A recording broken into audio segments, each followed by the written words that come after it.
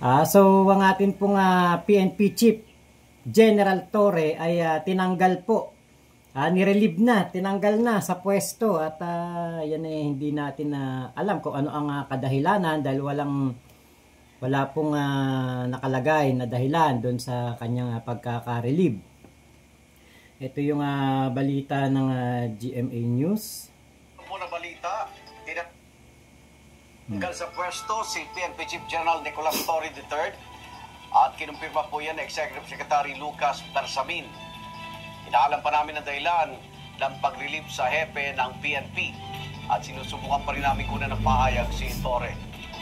Ivan, ano sabi sa ni Secretary Bersamin? Kanina nga, bago tayo suming pamuit, may umiikot na dokumento na nire-relieve nga si PNP Chief Torre. So minabuti natin kumpirmahin yung dokumento kay Executive Secretary Lucas Bersamin na paminsan-minsan nakaka-text naman natin. At kinumpirma po niya, yung dokumentong yan ay lehitimo at pirmado niya. Abangan natin sino magiging tagapangalaga ngayon ng Philippine National Police. At anong reaksyon dito ni PNP Chief Torre? Kapapasok lang po na balita. Ibig sabihin, so trending po tsak yan.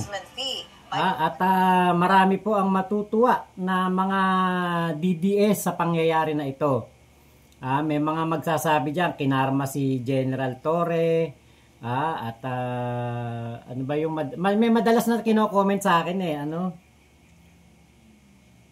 Merisi.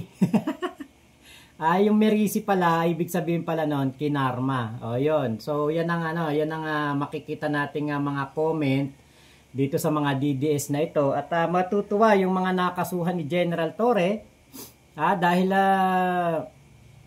natanggal sa pwesto si General Torre. Pero alam niyo po, isa pong malaking para sa akin, isang malaking dagok yan sa PNP dahil po ilang buwan pa lang naman na si General Torre ay ating PNP chief. Ilang buwan pa lang. 'Di ba? So, yan po yung hindi maganda na nangyari dito ngayong araw na ito. At meron din po sa akin kasing nakarating nitong mga nakaraang buwan, nakaraang linggo. Hero Nonato, ayan. Heto nga po. Actually, may tumawag sa akin.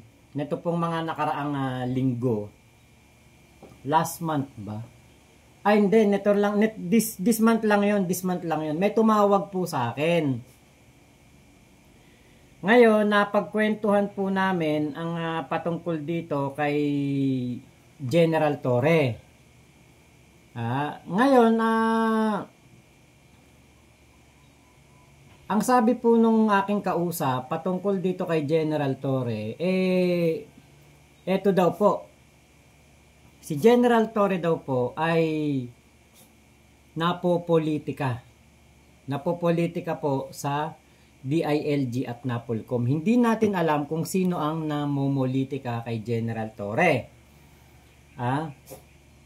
At kung maalala ninyo, nagkaroon ng problema nitong mga nakaraang linggo about sa utos ni General Torre na meron pong kumbaga parang meron siyang ginawang balasahan, meron siyang inilipat sa Mindanao, nilipat sa Visayas na mga tauhan po.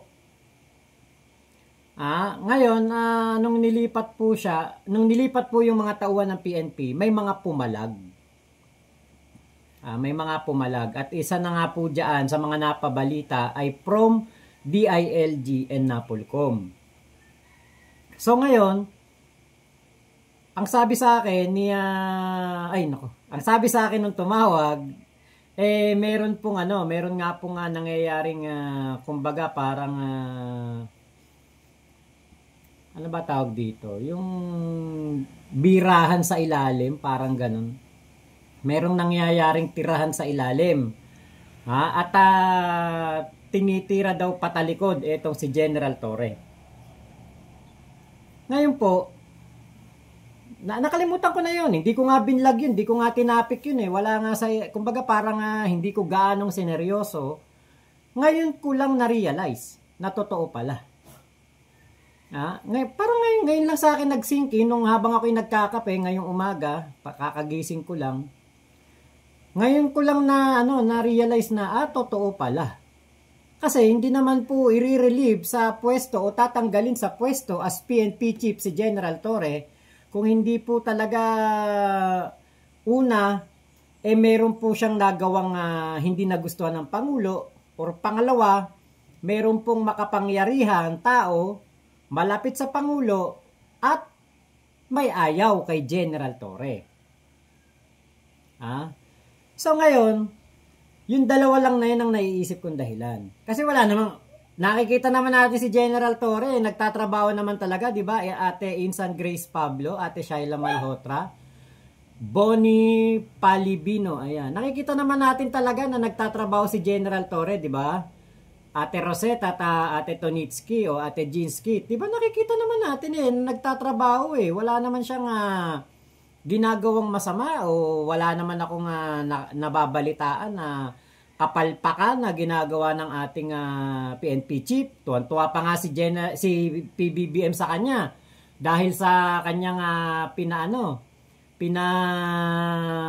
sinayaan na 911 na 5-minute response, di ba? Ito nga po, Ate Baby Ruth, hindi nga po pa natin alam at wala pa pong pahayag si General Torre patungkol dyan. Sayang naman, bakit kaya? Yun nga, nagtatanong nga rin tayo, Ate Jinsky. Ako, meron akong natanggap na tawag nito nga pong last week patungkol sa napopolitika sa loob ng PNP si General Torre. May problema between Napolcom and DILG and General Torre. Parang pinagtutulungan daw po si General Torre. So hindi ko yan sineryoso. Ngayon, hindi ko yan binlag kasi nga po baka mamaya hindi naman natin kasi confirm kung ano ba ang dahilan. Pero nung nakita ko yung post po ng ABS-CBN, eto. Yan po yung post ng ABS-CBN. Office of the President, Malacanang. Kahapon lumabas, August 25, yung kautusan. At ngayon lang po ito pinirmahan ng ating Executive Secretary. At nakalagay dito, naka-address kaya General Torre. Nakalagay, you are hereby relieved as Chief PNP effective immediately. For the continuous and efficient delivery of public services in the PNP, you are hereby directed to ensure proper turnover of all matters, documents, and information relative to your office by order of the President. Huy! Bambi, keep quiet. Yun po ang nakalagay. So, etong si General Torre ay pinatanggal ng Pangulo, ng ating Pangulong Bongbong Marcos.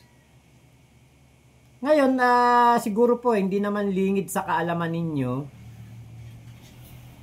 nitong mga nakaraang araw, meron pong pinuntahan si General Torre sa Ito.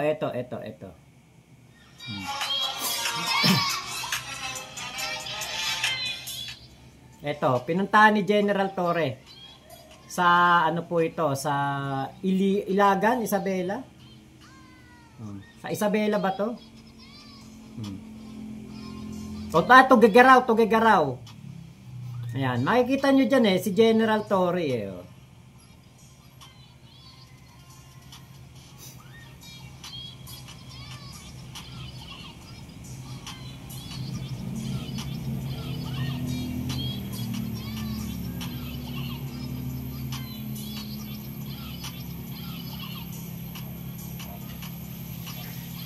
Ayan po, makikita nyo po dyan.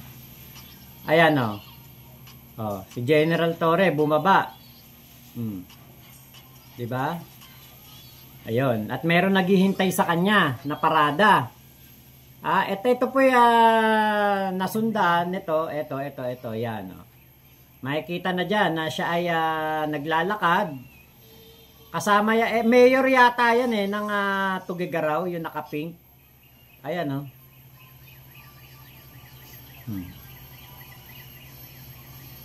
Di ba? Baka po may na-imbier na kay General Torre dito po sa ano na ito. Baka may na-imbier na po sa ating General Torre dahil sa ginawa niya na ito. Na nakita natin, dumating si General Torre, nakasakay ng itim na sasakyan, parang Land Cruiser yata yon, na parang presidente ang datingan talaga ni General Torre. Actually, ako nga, sabi ko, ito si General Torre, pag nagtuloy-tuloy ito as PNP chief, hanggang matapos ang termino ni PBBM or before 1 year mag-election 2028, pang ano to kung hindi pang senador, pang vice presidente o pang presidente datingan ni General Torre.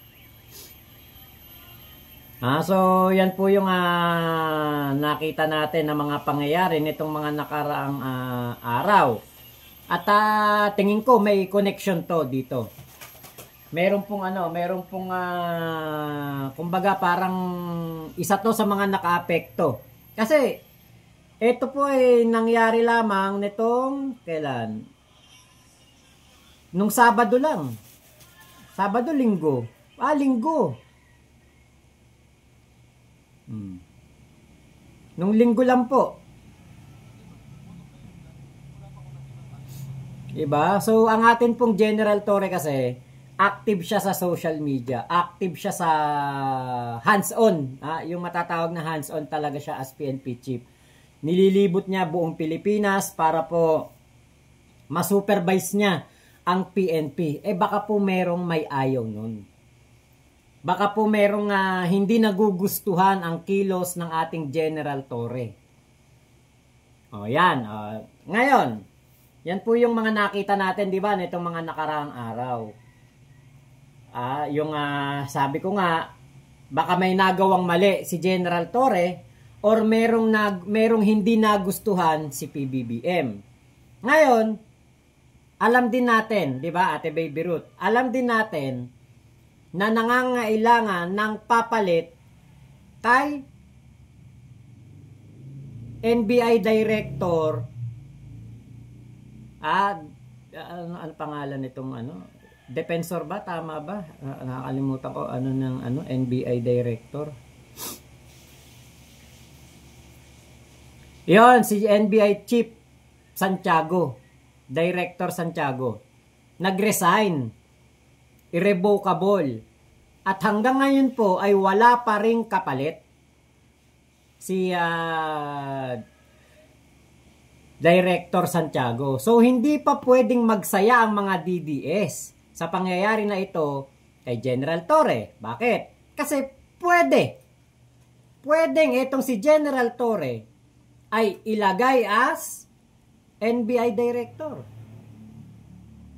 Nakita na natin yan, di ba, sa mga nakaraang panahon ng PNP Chief, ginawang NBI Director.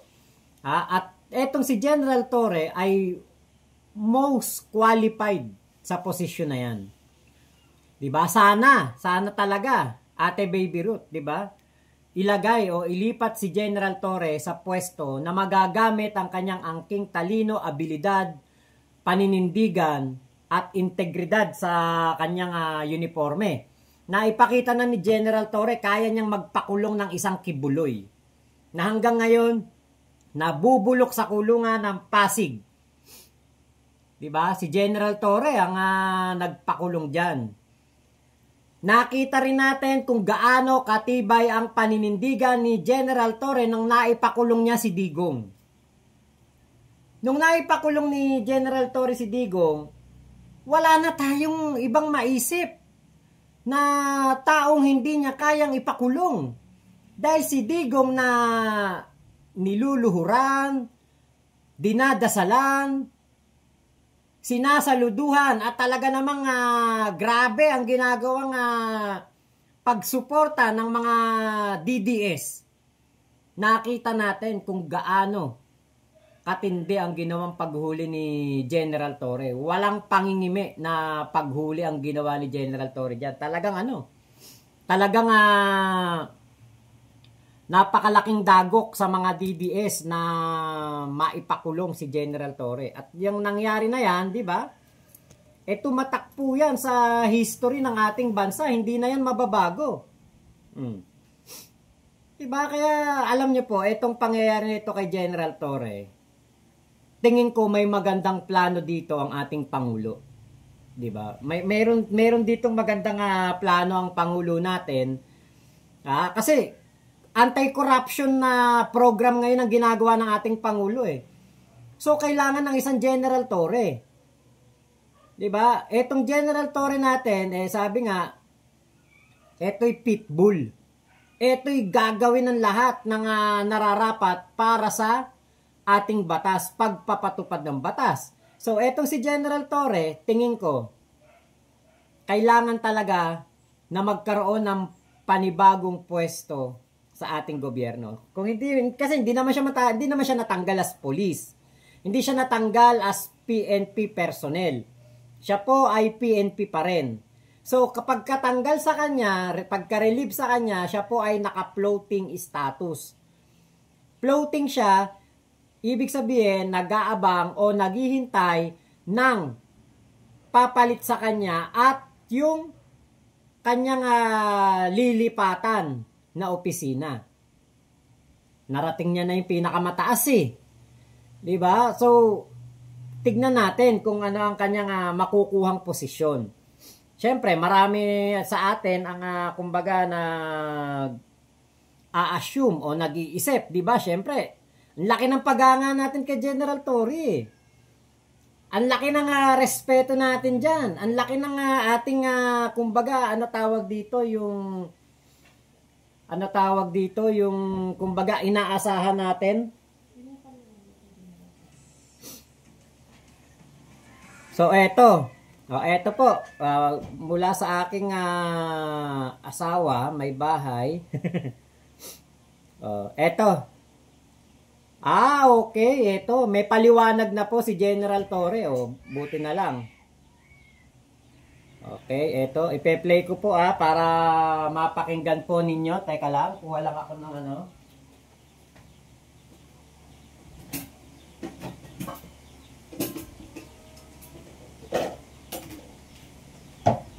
Okay, eto. Paparinig ko po sa inyo ang sinasabi ni General Torre.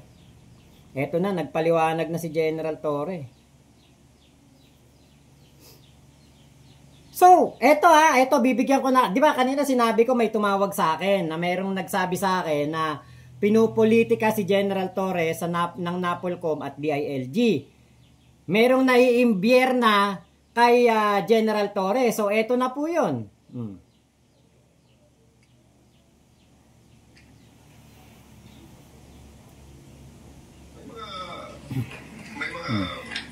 Statements nga lang na right now ay nakikita natin nakakadami. Ay, ba't ganun? Paano ba to? Sa ating organisasyon. And we're going to address that internally. We're going to... Paano ba to umiikot? Teka, paikutin ko lang kasi ano eh. And we're going to address that internally. We're going to resolve all of those right now ay nakikita natin ay nakaka-damage more than nakakatulong sa ating organisasyon. And we're going to address that internally. We're going to resolve all of those through meaningful dialogues, bilateral dialogues, or tripartite dialogues with the people and agencies concerned in the next coming days. Ayun. Meron daw pong nakikisawsaw. May nakikisawsaw daw po sa PNP. Pero tingin ko hindi na po ito naayos. Ito nakalagay dito, General Nicolas Torre III sinabing may mga nakikisawsaw sa PNP. Ilang araw bago ang pag-alis sa kanya ng Malacanang sa pwesto. So, eto, yung tumawag sa akin, yung nabanggit ko po kanina, ang tumawag sa akin, ang sabi, pinopolitika si General Torre sa NAPOLCOM at sa DILG. merong isang taga DILG ang hindi gusto si General Torre. Yan na. Yan po sabi sa akin. So, sino kaya yon? Diba? So, ibig sabihin, napakalakas sa ating Pangulo nung tao na yon dahil nagawa niya na kahit na napakarami na pong naipakita, napatunayan ng ating Pangulong ng ating General Torre sa ating Pangulong Bongbong Marcos, napatunayan niya na kaya niyang ipakulong ang pinakamakapangyarihang Pilipino, pinakamakapangyarihang ex-president, pinakamakapangyarihang pastor. Pero meron pong mas makapangyarihan at yun po ang nakapagpatanggal kay General Torre. Hindi po Ate Baby Ruth eh. Ay, tama. Oo nga, no? Oo nga pala. Magkapatid nga pala yun. Nisip ko DOJ eh. Ngayon, yan yung confirmation nung sinabi sa akin. Hindi ko sineryoso, hindi ko nga binlag eh. Sabi ko, tignan muna natin kuya kung ano ang magiging lagay ng balita. Tignan muna natin, sabi kong ganun pa. Nung nagkatawagan kami,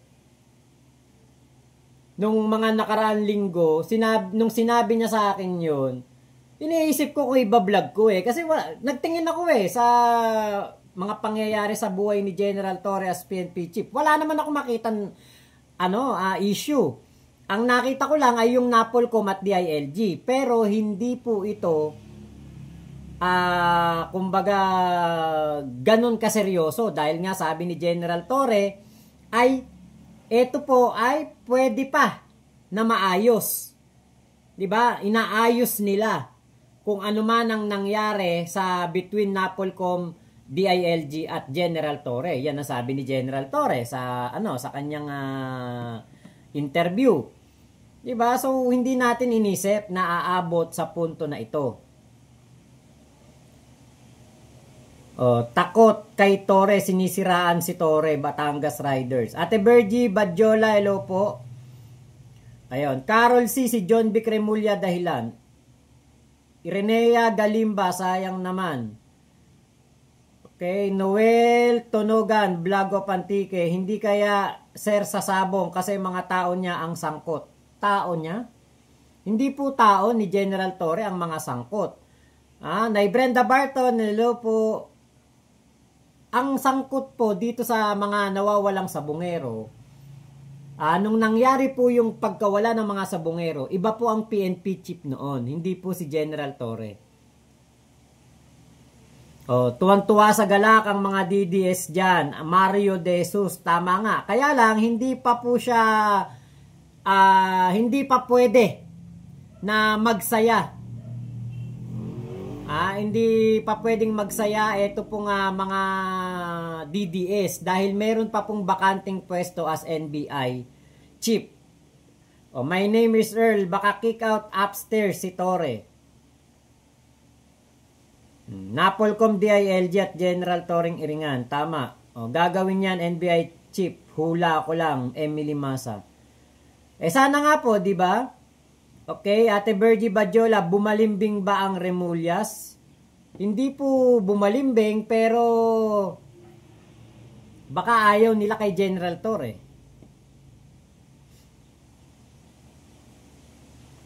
Baka sa kapo ni Makapas, tao yata ni General Torre, Victor Kalimbo.